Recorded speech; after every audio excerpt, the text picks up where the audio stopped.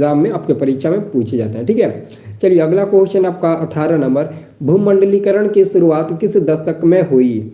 भूमंडलीकरण की शुरुआत किस दशक में हुई थी? तो मेरे प्यारे मित्रों याद रखना, भूमंडलीकरण की शुरुआत जो है ना वो 1990 का दशक हुई थी, 1990 का दशक हुई थी। तो इसका आंसर हम लोग ऑप्शन नंबर ए नंबर पर टिक लगाएंगे।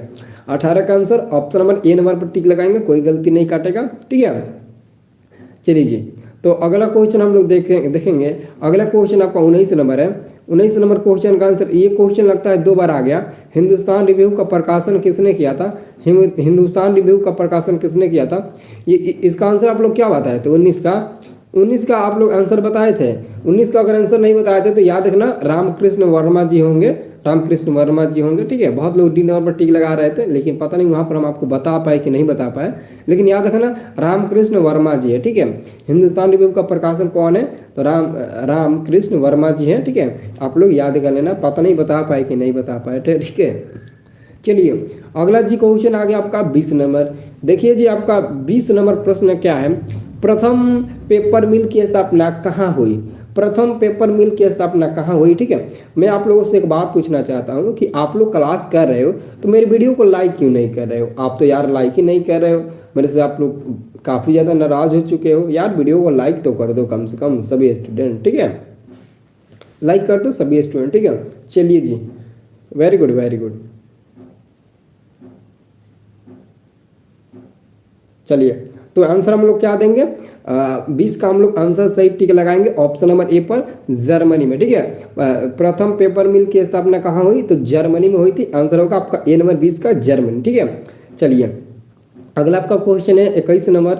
21 नंबर क्वेश्चन है, सांप्रदायिक राजनीति आधारित होती है। ठीक है, बताइए तो सांप्रदायिक राजनीति आधारित होती है धर्म पर, जाति पर, क्षेत्र पर, या फिर इनमें से कोई नहीं? सांप्रदायिक राजनीति आधारित होती है, किस पर आधारित होती है? 21 का आंसर बता दीजिए तो। चलिए जी बताइए तो, धर्म पर। याद रखना सांप्रदायिक राजनीति जो होती है वो धर्म पर आधारित होती है। इस बात को आप लोग अपने दिमाग में अच्छे से बैठा लेना, सांप्रदायिक राजनीति धर्म पर ही आधारित होती है। चलिए जी, वेरी गुड। अब देखिए अगला क्वेश्चन आपका आ गया 22 नंबर जी। देखिए जी आपका 22 नंबर क्वेश्चन क्या कर रहा है? 22 नंबर क्वेश्चन कह रहा है 1967 ईस्वी तक भारतीय राजनीति में निम्नलिखित में किसका वर्चस्व रहा?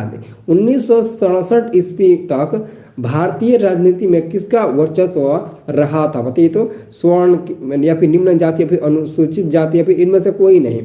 तो आप लोग 22 का आंसर बता सकते हैं। हाँ, 22 का आंसर होगा ए नंबर। हाँ, वेरी गुड वेरी गुड। ठीक है, प्लीज़ सर बता दीजिए किस टाइम होती है ये class daily? I am new student. Faizan ji आप डेली शाम 6:30 बजे हमारे साथ लाइव क्लास जुड़ जाइएगा, और सुबह में भी हम 6:30 बजे से स्टार्ट करते हैं, लेकिन आज थोड़ा ज़्यादा समय लग गया, 10-20 मिनट हमको लगता है कि ज़्यादा ही समय हो गया। ठीक है, बट कोई बात नहीं है, आप चैनल को सब्सक्राइब कर लीजिए, आपके पास नोटिस चला जाएगा। चैनल को सब्सक्राइब कर लेंगे तो आपके पास नोटिस हमेशा चला ही जाएगा, जब भी लाइव आएंगे तो आप देख लीजिएगा, और उसके बाद से मैं आपको बता भी देता हूँ। ठीक है, चलिए इसका आंसर क्या मिल गया? ए नंबर। अगला क्वेश्चन आपका 23 नंबर। देखिए 23 नंबर क्वेश्चन है कि भारत में समाज सुधार आंदोलन में निम्नलिखित में किसका योगदान है? बताइए तो, भारत में समाज सुधार में निम्नलिखित में किसका योगदान है? ज्योतिबा फुले, महात्मा गांधी, डॉक्टर भीमराव अम्बेडकर, या फिर उपयुक्त सभी? चलिए क्या होगा? आंसर मिल गया नहीं डी नंबर होगा। हाँ, वेरी गुड। इसका आंसर होगा डी नंबर। आपको पता है ज्योतिबा फुले, ज्योतिबा फुले जो अपने ही बलबूते पर बिहार के जो अपने बलबूते पर शायद बिहार के मुख्यमंत्री बनी थी ना, ज्योतिबा फुले। कर्पूरी ठाकुर, डॉक्टर भीमराव अम्बेडकर नहीं, ज्योतिबा फुले नहीं, कर्पूरी ठाकुर बने थे। ठीक है, तो इसका आंसर क्या होगा? ए भी होगा, बी भी होगा, सी भी होगा, यानी कि इसका आंसर होगा डी नंबर। ठीक है, डी नंबर में सभी दिया तो सभी पर हम लोग टिक लगाएंगे जी। ठीक है, हाँ सर इज गुड। ठीक है, थैंक यू। चलिए जी अगला क्वेश्चन देखते हैं। अगला क्वेश्चन आपका 24 नंबर। देखिए जी 24 नंबर प्रश्न कर रहा है, भारत में संघ एवं राज्यों के बीच अधिकारों का विभाजन कितनी सूचियों में हुआ है? बताइए तो, भारत में संघ एवं राज्य के बीच अधिकारों का विभाजन कितनी सूचियों में हुआ है? संघीय सूची, राज्य सूची, संघीय सूची, राज्य सूची, समवर्ती सूची, या फिर इनमें से कोई नहीं? तो मैं आपको बता दूं इसका आंसर आप लोग याद रखना, तीनों होता है। संघीय सूची, राज्य सूची, समवर्ती सूची, ये तीनों होता है। इसे आप आंसर तीनों पर टिक लगाइएगा। आंसर यानी कि सी नंबर आपका होगा। ठीक है, भारत में संघ एवं राज्यों के बीच अधिकारों का विभाजन कितनी सूचियों में हुआ है? तो 3 सूचियों में हुआ है, और तीनों सूची का आप लोग यहाँ पर नाम लिख दीजिएगा। और अल्टीमेट आपको बता देता हूँ तीनों सूची का नाम क्या है, संघीय सूची, राज्य सूची और समवर्ती सूची। ठीक है जी, चलिए अगला क्वेश्चन की ओर बढ़ते हैं। ठीक है जी, चलिए सर लाइव क्लास कितने बजे से होता है, अभी तो बताया यार। अब देखिए अगला क्वेश्चन आपका 25 नंबर क्वेश्चन है जी, संघवाद लोकतंत्र के अनुकूल है, बताइए तो संघवाद लोकतंत्र के अनुकूल है? तो इसका आंसर डायरेक्ट मैं आपको बता रहा हूँ, ऑप्शन नंबर बी वाला अच्छे से पढ़िए। अच्छा ऑप्शन नंबर बी ही आंसर होगा, इसको अच्छे से पढ़ लीजिए। ठीक है, तो बी नंबर का आता है संघवाद इस बात की व्यवस्था करता है कि उस शासन व्यवस्था के अंतर्गत रहने वाले लोगों में आपसी सौहार्द एवं विश्वास रहेगा। उन्हें इस बात का भय नहीं रहेगा कि एक ही भाषा संस्कृति और धर्म दूसरे पर लाद दिया जाए। यही आपका 100% श्योर आंसर होगा 25 का जी। ठीक है, चलिए जी अब हम अगला क्वेश्चन की बढ़ते हैं। तब तक आप वीडियो को लाइक नहीं किए तो वीडियो को लाइक कर दीजिए, 200 लाइक कंप्लीट करवा दीजिए। ठीक है, क्योंकि आजकल वीडियो में ज़्यादा लाइक नहीं जा रहा है, कारण है कि आप लोग, इसका कारण है आप ही लोग वीडियो को बहुत लोग लाइक नहीं करते हैं। जो लोग आते हैं ना तो प्लीज़ वीडियो को लाइक कर देना। अगर वीडियो को देख रहे हैं तो यार लाइक कर देना। लाइक करने में क्या रखा है, एक बंदे को आगे बढ़ने का मौका दे दीजिए, तभी तो आप भी आगे बढ़िएगा, दूसरों की मदद करिएगा तो आपको भी मदद मिलेगा। ठीक है, ऐसा मत सोचिए कि मतलब कि हम सर के वीडियो को लाइक करेंगे, चैनल को सब्सक्राइब करेंगे, वीडियो को शेयर करेंगे तो मेरे को कुछ नहीं मिलेगा, आगे आपको उसका फल मिलेगा। आप पता है ना कि सब्र का फल मीठा होता है, तो जरूर रहेगा। ठीक है जी, चलिए अब हम लोग अगला क्वेश्चन देखते हैं। वेस्ट इंडीज में किस वर्ष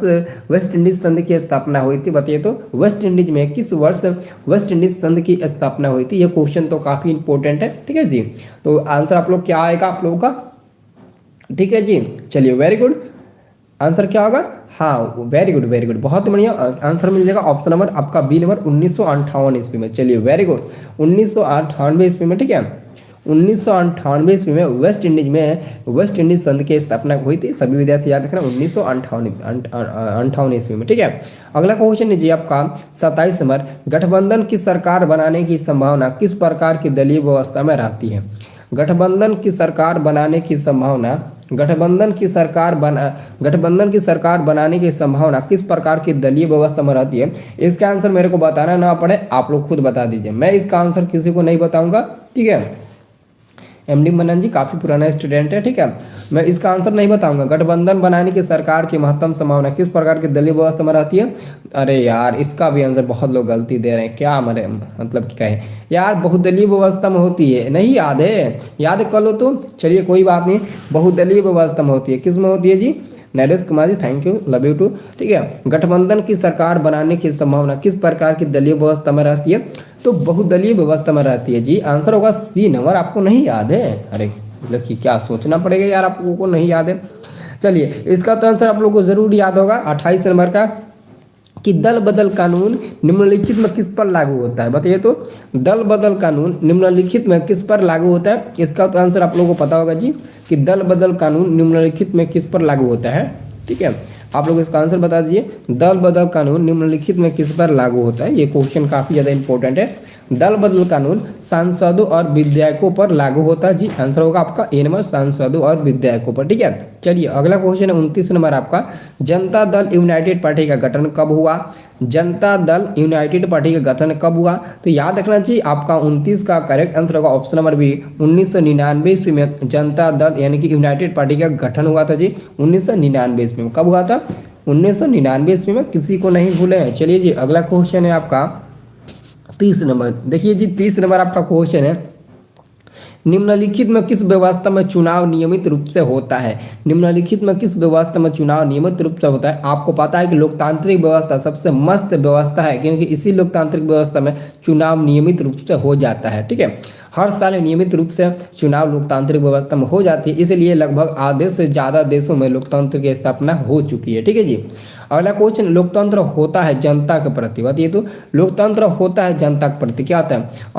अनुत्तरदायी होता है, या फिर गैर जवाबदेही होता है, या फिर उत्तरदायी, या फिर इनमें से कोई नहीं? तो याद रखना 31 का आंसर भूल मत जाना, ऑप्शन में से होगा उत्तरदायी होता है। लोकतंत्र होता है जनता के प्रति उत्तरदायी। ठीक है, क्या होता है? उत्तरदायी होता है जी। 31 का आंसर मिल गया। चलिए वी नंबर, चलिए वेरी गुड।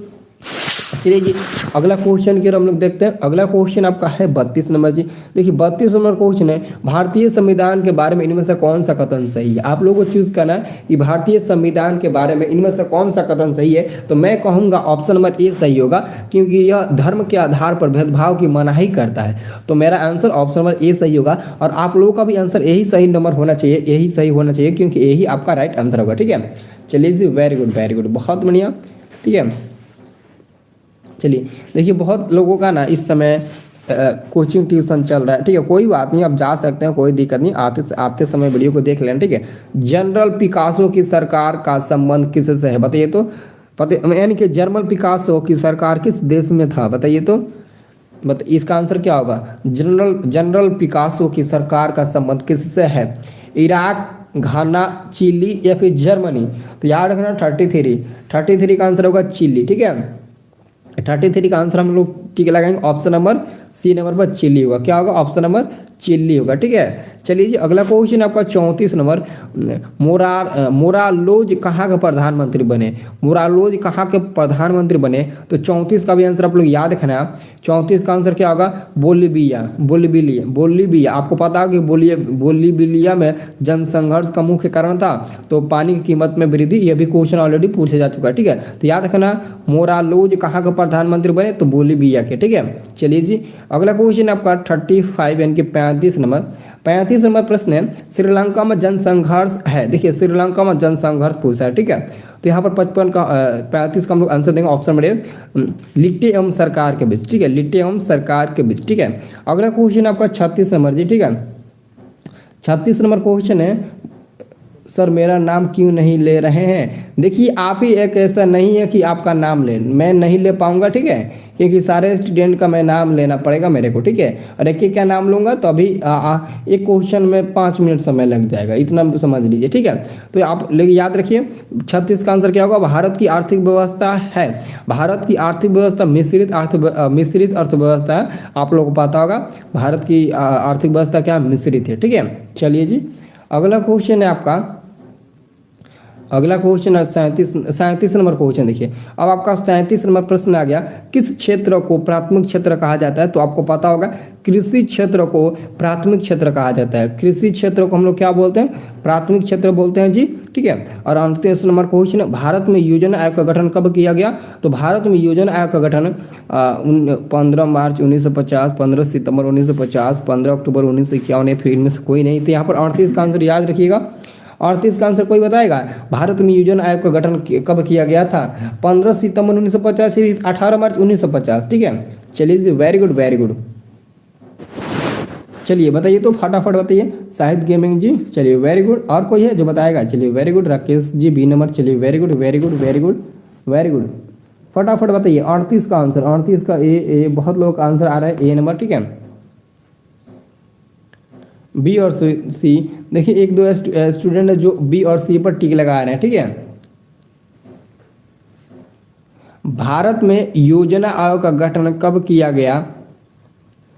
इसका आंसर बहुत लोग 2 बता रहे हैं, कोई 2 बता दे रहा है, कोई 1 बता रहा है। ठीक है, देखिए इसका ये ऑलरेडी आपके मतलब कि एनसीईआरटी का क्वेश्चन है, इसलिए आप इस क्वेश्चन को मतलब कि भूलना मत। ये बहुत ही इंपॉर्टेंट क्वेश्चन है। ठीक है, ये बहुत ही इंपॉर्टेंट क्वेश्चन है, इसलिए आप इस क्वेश्चन को कभी भूलिएगा ना, बहुत इंपॉर्टेंट है। 1950 ईस्वी में हुआ था। ठीक है, 15 मार्च 1950 ईस्वी में, लेकिन आंसर यहाँ पर नहीं दिया है। 15 मार्च 1950 होगा, लेकिन दिया नहीं है। ठीक है, तो हम लोग आंसर टिक लगा देंगे डी नंबर पर। ठीक है, क्योंकि 15 मार्च 1950 दिया नहीं है, बहुत लोग आंसर डी नंबर टी लगा रहे हैं। वेरी गुड, 15 मार्च होगा, 15 मार्च 1950। तो आप कह सकते हैं यानी कि